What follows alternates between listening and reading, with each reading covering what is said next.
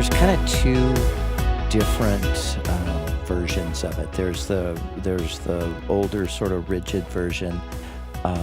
There's a woman named Ellen G. White, who is the one who's had kind of the most influence in this whole area of Seventh-day Adventism. And the idea is that, the seventh day, the Sabbath day, is the day that, you're supposed to worship and so forth. And then along with that, you have the dietary restrictions and all of that are, this is the way you're really going to be saved. I mean, it really is, as we were talking to a person earlier, it's really the Galatian heresy. It is an attempt to bring the law and impose it on the gospel.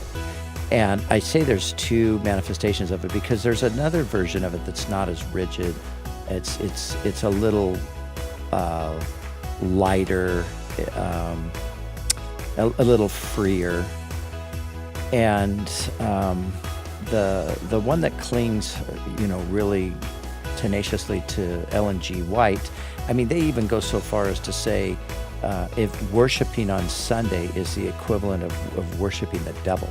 And they believe that in the end times, the way you're going to know the Antichrist is that the Antichrist is going to make everybody worship on Sunday. And so, it's crazy. I mean, it's cultic. It's just out there.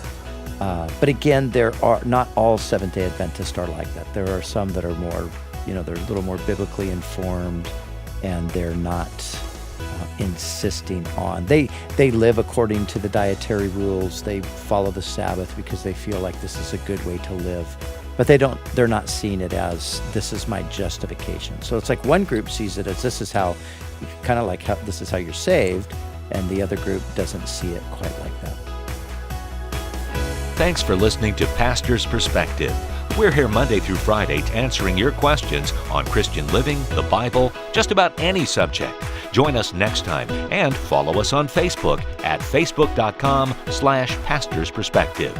The preceding was sponsored by Calvary Chapel, Costa Mesa, California.